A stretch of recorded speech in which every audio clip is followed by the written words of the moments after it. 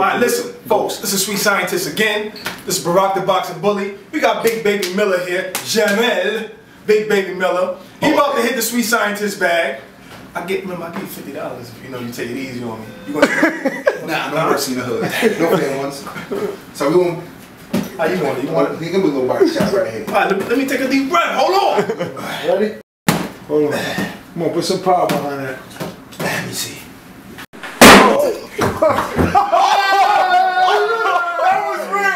Stopped your ass there. I'm gonna go for number more. Like, come on. Alright, fine. Coming through here kind of hard. There you have it. Hold on. Let me see something. No.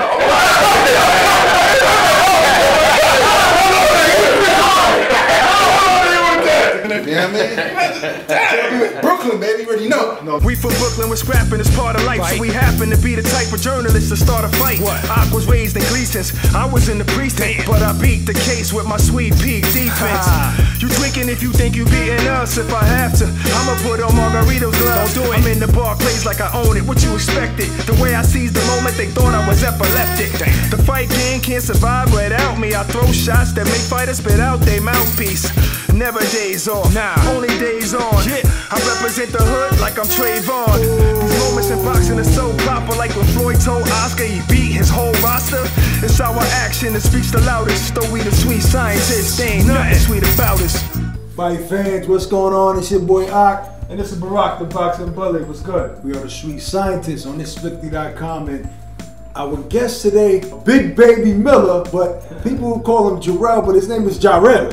Jarrell. It's Jarrell. That's the proper way to pronounce it, man. For sure. Hot heavyweight right now, and he talks a lot of shit, calls people out, Damn right. ready to fight anybody. You know what I'm saying? One time for Big Baby Miller. Big Baby's being talked about more than I haven't been active. You know what I mean? And that was the main thing. We was a little skeptic about the first fight coming back because some guys would take an easy fight. It's like, nah, I want the biggest fight. Just give me somebody that I know that once I knock him dead, it's gonna put me right in that top two. So why this big long layoff to begin with? If you know anything about music or boxing, it's two dirty businesses. You know what I mean? And the one thing about it you gotta do is educate yourself. You know, sometimes you gotta just ask questions and then trial and error. I feel like I was being done wrong, and I had to go and analyze my situation and do my research. And that's what I came on with Big Baby Promotions, and this will be my first fight back under my own banner, Big Baby Promotions. So your old promoter was doing you wrong? Yes, at the time, yeah. But we worked sound out. like a dude that was in jail, you know, for like 10 years, and all of a sudden he do his homework. He's like, I'm getting out of here. Yeah. They doing me wrong. I ain't supposed to be here. I'm born and raised in Brooklyn. I'm in Southside, so I mean, that's a jail cell by itself if you're not smart enough. How long you been fighting? I started kickboxing at 13. Started boxing at 16. At 16, all right. Yeah. So that's, I mean, nowadays guys are, especially heavyweights, are starting so late, so that's not too bad. Yeah. You know what I mean? You got guys like even Deontay started. Deontay Wilder started at 18, 19 or something. That's right. No, 21. I think. 21. Like that. Daniel Jacobs started at 15. Jarrell Washington started 24, 25. Yeah. And speaking of Wilder, you know, was here about a month ago or so. Yeah. You know, friend to the room, Wilder. Wilder. I guess he's a guy that Wait, hold on. Wait a second. Wilder. You just said Beyonce Wilder. What's his name? Beyonce Wilder. I was in Vegas a couple years ago. I was walking with Wilder. Y'all saw each other. Everything was love. It was cool. You was like, yo, what's up, baby? Everything good. It was cool, man. What happened? It was before the beefing online. I'm not trying to say he's a sucker. So who started the beef online between you and Wilder? I think I kind of started it because he did some. I mean, where I come from, when you give a guy a phone call, it's like you come straight up like, hey, I want you to do this for me or whatever. It was a phone call. First 15 minutes was about BS, and then you know somebody he's with now that I know, you know what I mean, and it's the way he approached the situation was like on some punk shit. I mean, I ain't like it. You know what I mean? Somebody's you not telling. I don't know. Yeah, I can't. I don't want to put him on blast. We want you to be clear about what we're talking about. Somebody he's. I mean, listen. On New York, a lot of women come through the scene. You just call him Beyonce. So so his chickie. People know his girl. Yeah, people know he's running with. So and the way he approached me, could have easily came in and just told me, hey, this situation. But I feel like that's a hurt move, man. You know what I mean? So it is what it is. I mean, do you know what he's saying? What happened? That New York gibberish. You know what I mean? What did he do that you have a problem with? For those who I mean, I'd rather be straight up than just beat around the bush. He called you and said something to you about you kicking it to his girl or something like that? Yeah, some bullshit. I'm like, first of all, B, like. So you didn't know it was his girl at the time? Yeah, at the time. Not even his time. Like, I took her to her first boxing event. Put it like that. Oh, you took her to her first boxing so put it like that. You know what I mean? But all I'm saying like this, like, I'm happy for him. As soon as he got the title, he went and picked her up. Right. Yeah, you know what situation that is. So you know her before he won a title? Yeah. She's a, so that's a legitimate beef if you ask me. Yeah, I mean, listen, I ain't fighting up for no chick. So you guys been going back and forth on social media because of that. That started it. That kind of started. Did you ever like? You ain't never put that out there before. No, I never had to, because real dudes don't do shit like that. That's not what I do. But the way he started talking about, he gave me a concussion, all that. I'm like, oh, now you want to bring up something that's not even true. Oh, you guys sparred before? Yeah, we sparred one time in Alabama, and I got dehydrated. I went running like about. This was gonna start like around 3 o'clock. That's the whole story now since we here. Word on the I heard the word on the street. Listen, we went to sparring. They said, you'll come down and spar. I'm like, I bet, no problem. He had a fight coming. So I come down and come help him out. Bet. So I went running. So we gonna spar like around 3 o'clock. Got up 10 a.m., went running, had my surfer suit on, my plastic on. It's 100 and something degree weather in Alabama. So I'm sweating. Went up there, trained. I'm eating breakfast. They said, yo, we about to move sparring up. I'm like, damn, it's 12 o'clock. How soon you move sparring up? In a half an hour to an hour. I said, damn, it's only 12 o'clock now. Right. So I got really an hour or half an hour to really rehydrate myself and get into the gym now. I said, I'll be all right. I don't worry about it. First of all, I'll be good. But when we get into the gym, it's hotter in the gym than it was just like 115 degrees inside this little barnyard they train in. Right. First 2 rounds, Deontay couldn't do nothing with me. Moving on them, dancing on, making me look stupid the whole night. The 3rd round, he started catching me some clean shots. The 4th round, I was just dead drained. Coach like, that's it for the day. And I'm sitting there, I'm like, damn, I don't feel too good. I feel a little lightheaded. And that's when my cousin came. He was like, yo, you repeated yourself like twice. He's like, you're a little dehydrated. So the other coach and my cousin, go to the ER and see what's going on. Gave me an X-ray and all that. You good, just dehydrated. Gives the IV. And sent me home. So him talking about a concussion, I give you the medical record. I'm like, listen, if he really got the best of me, okay, maybe he did. Did he drop you? Never. I never been dropping none of my kickboxing fights, professional fights, sparring, none of that. Never. Anybody ever rock you, make you do a little stinky leg? I've never done a stinky leg, but I've seen the black light spawn better than Klitschko. Yeah, I was like, bang, I'm like, ooh. But I said, what happened after that? So what do you think about the other heavyweight? Heavyweight across the pond, Anthony Joshua. Applejacks. Yeah. I call him G-string with biceps. Ooh. So you don't have you don't have a respect for any of the heavyweights. Nah, because there's a couple of them I kind of like. I like Brian Jennings from Philly. Right. And he a late starter too, but he's real street and he's real. Amir Mansour, did a couple of years in the joint. Like I like him a lot. Who else? There's 1 or 2 guys I kind of like. But the guys on top you don't like. And I don't like them because they fake. I mean, if you do a backstory on who they really are, it's just a picture in front of you. They just painted to look that way. Right. You know what I mean? What you know who Big Baby is? I'm as real as it gets. This is me. I'm gonna crack jokes. I'm gonna have fun. I'm gonna knock you out, but I'm gonna be respectful some kind to a certain extent. What about Let's Go Champ? What do you think about that whole? Yo, Shannon is my uncle, man, so I can't really say too much on that. You know what I mean? Like, I was always been calling him for years. I was an amateur asking for advice. Yeah. You know what I mean? So, Uncle Shannon, I can't. I mean, if it's positive, I can ask anything. No shots at him at all. Nah, never. So you think he still got a chance, though? I think he still do. Right. The man is shape. Have you ever sparred him? We did light sparring drills before. You know what I mean? But he did tell me I'm the strongest guy he felt since George Foreman. Really? Yeah, so that meant a lot to me. He done fought in 3 different eras. Yeah. Right. So when he told me, I was like, oh, I got so that's good. Okay, so look, we got Jarrell Washington. Give me them next 2 ideal fights. Berman Stavern. I want to knock his dreads off. Oh, yeah. And then I'm going to go right for Deontay's neck. You know what? Speaking of Stavern, what happened that day in the gym? When Stavern came to I came to his gym, Florida. Yeah, I came to his gym. So what happened was, I was in the gym jumping rope, just finished training, and my boy said, yo, check your Facebook inbox. I was like, all right. It's a video of Stavern and Trevor Bryan pop and jump. Oh, Big Baby want to get his work. I'm like, me come get work? What are you talking about? Yo, they calling you out.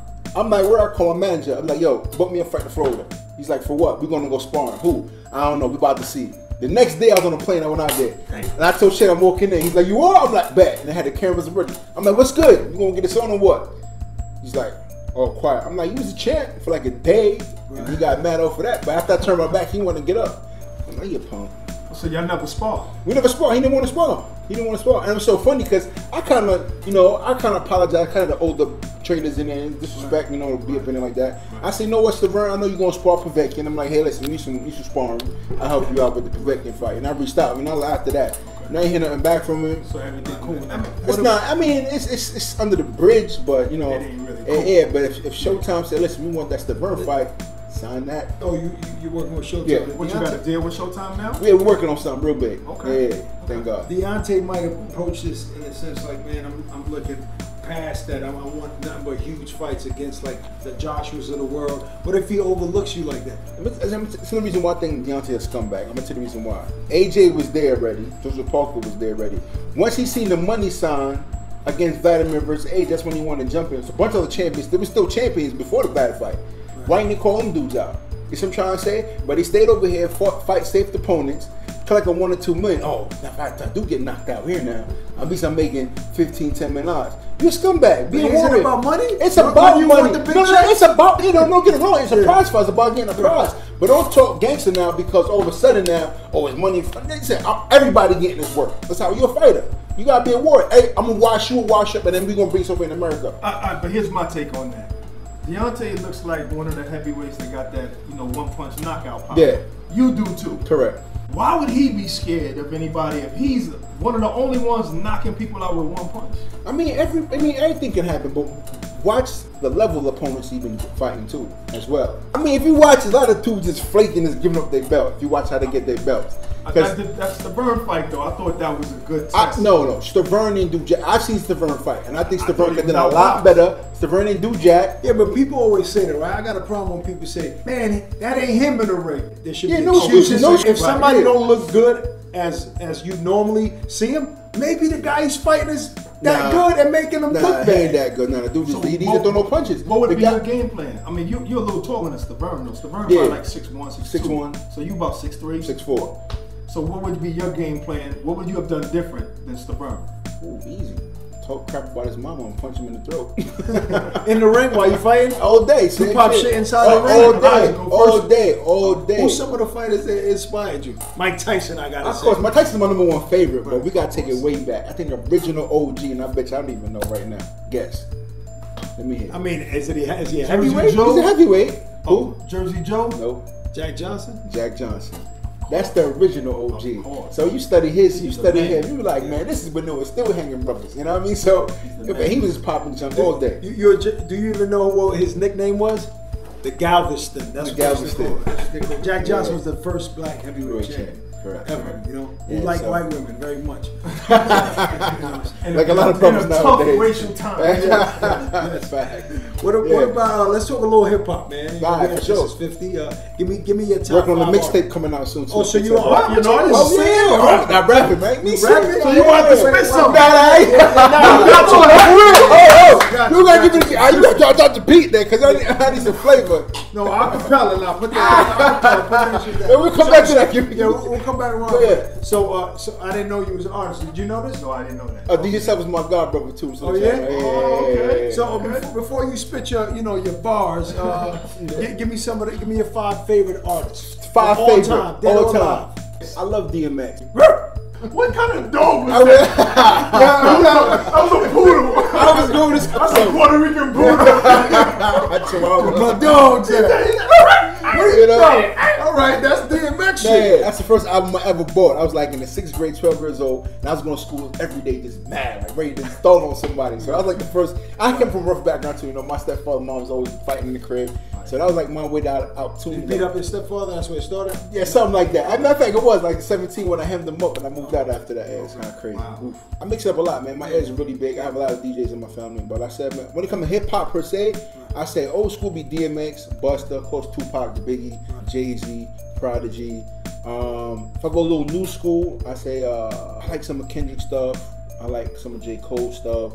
No Kodak Black though. I can't stand none of them. I I like some Amigo stuff once in a while. Like I'm in the gym already warmed up, and I don't care what they saying. I love the beat. But other than that, it's like. All right, so let's get 16 out of you, man.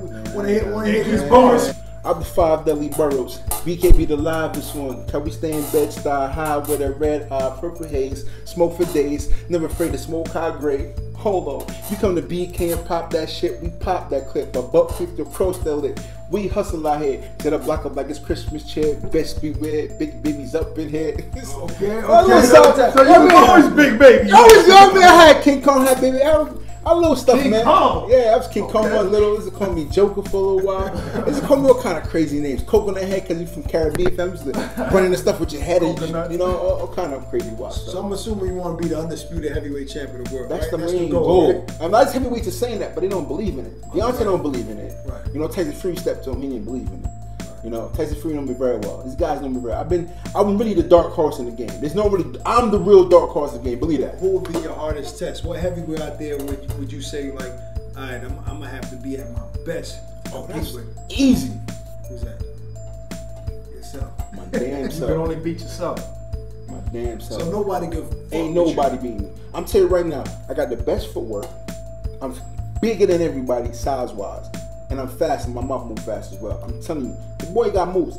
It's people tell me why people B-Hop know how fast now. He know my foot. He's like, you ain't even see half of it yet. Because the reason why is nobody has taken me to that next level. He's talking about little B-Hop. Yeah. You know what I mean? So it's like I'm using plan A on them, walk them down and beat them up. Some guys you're not gonna so be there's levels. You got there's layers to you. Exactly. You're gonna be better. Yeah, I got so many different. I got A, B, and C if I want, but plan A is just working on them. I was around when you just started in the gym. You was a young guy, you just started. I was in there with my son.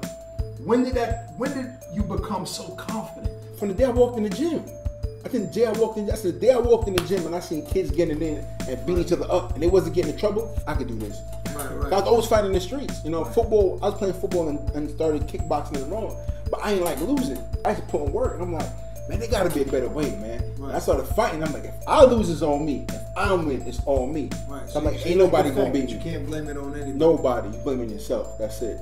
Go in there, you versus one man. And ain't no man on the planet gonna beat me. Were you the first person to knock out Fred Cassidy? Second. Emmanuel Shaw knocked him out in the 7th round or something like that. So you go into the fight wanting a knockout. I mean, I'm sure you're a heavyweight, right? You want to see that. That's the difference between how me and other guys think. They think about just winning or just knocking out. I'm thinking about killing your behind. What's your toughest fight to date? My son's mother. She knocked you out before, huh? What? She came in like using my pops. I'm like, how you got that? You know what I mean? Damn, you showed 18 guys no respect at all. No respect. Any message for Deontay before we go? Man, just take the tutu off. So tutu off, and then you said Joshua had a G-string with a bodybuilder G-string. Just love all this stuff. He's a bodybuilder with a G-string. Yeah, I want to make sure I got that. That's what correctly. I said. Okay. It's Apple Jacks. My snatches come up, man. So, you know, let me rewind it right now. It's like, listen, don't miss him. Big Baby Miller. He's calling all heavyweights out. Everybody. Anybody can get it. All bumps. All bumps. All bumps. All Sweet bumps. Scientist on thisis50.com. We out of here.